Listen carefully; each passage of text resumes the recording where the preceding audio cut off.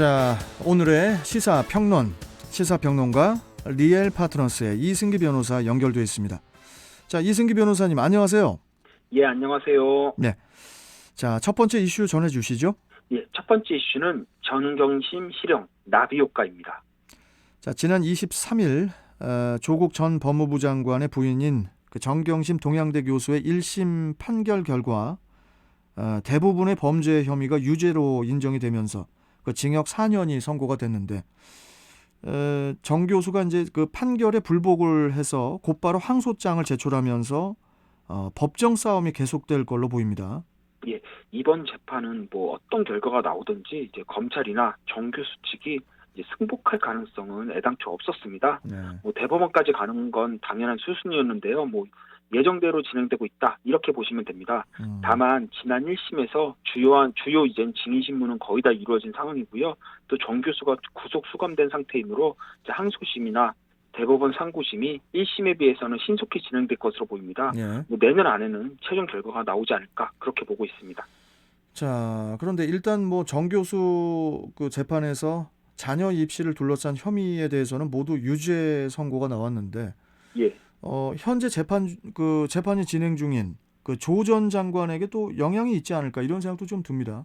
예, 맞습니다. 그 조 전 장관이 현재 자녀 입시 비리 중에서 아들과 관련해서는 정 교수와 함께 기소돼 재판을 받고 있고요.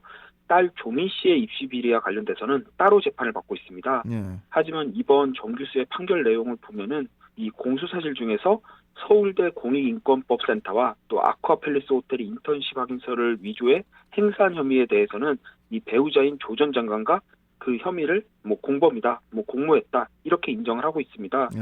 두 인턴십 확인서 모두 이 조 전 장관이 임의로 작성을 했다는 거고요. 또한 정 교수가 서울대 의학전문대학원에 이들 허위서류를 제출해 입시 업무를 방해한 혐의에서도 이 조 전 장관이 함께 가담했다 이렇게 재판부는 판단하고 있습니다. 또한 재판부는 이 자산관리인 김 씨에게 이 정 교수의 컴퓨터와 같은 이 증거 자료를 은닉하게 한 혐의에 대해서도 조 전 장관과 공모했다 이렇게 판단하고 있고요. 현재 조 전 장관이 이 유재수 전 부산시 경제부시장에 대한 이 감찰 무마 의혹, 그리고 자녀 입시 비리 의혹, 그리고 딸 조민 씨의 부산대 의전원 장학금 부정수수 혐의, 그리고 증거 위조 교사 혐의, 그리고 사모펀드 관련 재산 허위 신고 혐의로 현재 서울중앙지법에서 재판을 받고 있는데요. 이 재판부는 현재 이제는 감찰 무마 의혹 심리를 모두 마쳤고 이제는 자녀 입시 비리 의혹에 대한 심리를 현재 진행 중에 있습니다. 일단 입시 비리와 관련돼서는 정 교수 사건에서 공모 사실을 인정하는 결과가 나왔으니 이 조 전 장관에게 이 불리한 영향을 미칠 가능성이 상당히 높아 보입니다. 하지만 또 다른 측면에서 보면은 1심 재판은 이 사실관계에 대한 판단, 즉 사실심 판결이므로 이 대법원처럼 다른 재판에 직접적인 영향을 줄 수는 없습니다. 곧 이제 조 전 장관 재판부에서 이 정 교수 재판부와 다른 결정을 내릴 가능성도 배제할 수는 없으니까 일단은 뭐 그런 부분까지도 함께 좀 계속 지켜봐야 될 것으로 보입니다. 예. 자, 그리고 그 정 교수의 입시 비리 혐의가 이제 인정이 되면서 그 딸 그 조민 씨의 학위 유지 여부에 대해서도 이제 논란이 되고 있는데, 일단 조 씨가 그 졸업 예정인 부산대 의전원 측에서는 대법원 최종 판결을 지켜보고 그 다음에 그 결정한다는 그런 입장이죠. 예, 그 현재 조 씨는 그 지난 9월에 2021년도 의사 국가고시 시험을 치러서 내년이면 의사면허 취득을 앞두고 있습니다.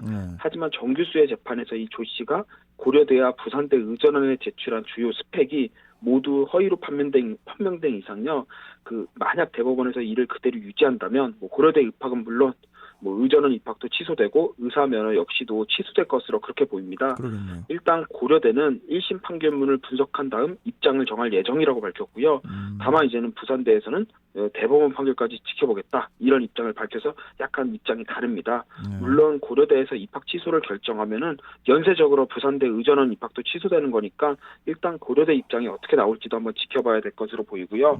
그런데 입시 비리는 우리 국민 정서상 절대 용납할 수 없는 그 영린 같은 겁니다. 예. 이전에 최순실의 딸 이제는 정유라의 경우에는 청담고와 이화여대 입학이 모두 취소됐고요. 이와 비슷했던 이제 숙명여고 쌍둥이 자매 역시 이 교무부장이었던 아버지가 빼돌린 시험 답안지로 전교 1등을 차지했다는 의혹이 나오고 이제는 곧바로 이제는 본격적인 수사가 진행되자 퇴학 처리가 됐습니다. 예. 그런데 이 사건들 모두 법원의 1심 판결이 나오기 전에 이제 신속하게 이루어진 건데 이는 이제 국민적 공분을 이제 반영한 것으로 보입니다.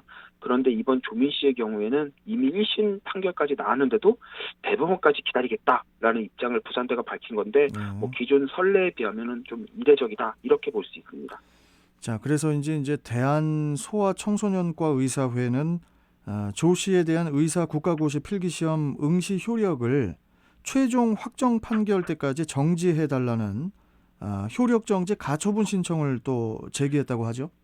예, 그 조 씨가 내년에 의사면허를 따고 의사로 근무하다 뒤늦게 대법원 판결 확정으로 인해 의사면허를 박탈당할 경우를 대비하겠다 이런 걸로 보이는데요. 네. 뭐 취지는 이해가 되지만 가처분이 받아들여지기는 힘들 것으로 보입니다. 일단 가처분은 기본적으로 이 가처분을 통해 얻을 수 있는 이익, 즉 소의 이익이 있어야 되는데 그 이익은 뭐 막연하거나 뭐 간접적이면 안 되고요. 직접적이고 분명해야 됩니다. 그런데 대한소아청소년과 의사회가 이 가처분을 통해 얻을 이익 자체가 명확하지가 않습니다. 뭐 특별히 입는 손해도 없고요. 그렇다 보니까 저는 이 가처분이 받아들여질 가능성은 매우 낮다 이렇게 보고 있습니다. 알겠습니다. 계속 또 지켜보도록 하고요. 예. 자, 다음 이슈 전해주시죠. 예, 다음 이슈는 조은희의 반값 재산세 제2의 이재명 꿍꿍아입니다. 서울시장 그 선거 출마를 선언한 조은희 서초구청장이 오늘 28일부터 그 재산세 환급 절차에 착수하죠. 예, 일명 반값 재산세라고 불리는데요. 서초구는 이 9억 원 이하 1가구 1주택의 2020년도분 재산세 중에서 자치구, 그러니까 서초구 몫의 50%를 감경하는 내용의 조례안을 지난 10월 이미 공포를 했습니다. 그렇다 보니까 조구청장은 서초구 조례 공포로 이미 재산세 감경의 법적 효력이 발생했다. 그러니 법원의 집행정지 결정이 없는 한 이를 진행하겠다. 이런 입장을 밝힌 겁니다. 그 정부하고 이제 그 서울시의 입장은 어떻습니까 지금? 일단 서울시는 뭐 재산세를 감경해주는 이번 서초구 조례안이 이 지방세법에 없는 가세표준 구간을 만드는 것이니까 이 조세 법률주의에 어긋난다. 그리고 나머지 24개의 자치구와의 형평성 문제도 있다면서 이 반대 입장을 분명히 밝혔습니다. 그리고 대법원의 이번 조치에 무효 확인 소송에 대해 소송과 이제 집행정지 신청을 함께 제기한 상태인데요. 아직 대법원의 판결은 나오지 않은 상태입니다. 지금 뭐 정부와 서울시의 대립각을 세우고 있는 이 조 구청장의 이번 조치 어떻게 그 해석을 해야 할까요? 예, 우선 조 구청장은 문재인 정부의 이 아킬레스건이라고 할 수 있는 이 부동산 정책에 대해 매우 비판적인 입장을 보이고 있습니다. 이번 조치도 그 연장선으로 보이는데요. 아무래도 조 구청장이 서울 25개 구청장 중에서 유일하게 야당인 국민의힘 소속이기에 이런 조치도 가능한 거 아니냐 이렇게 보이고요. 특히 조 구청장의 지금 행보를 보면은 이재명 경기도지사의 이 성남시장 시절과 좀 비슷합니다.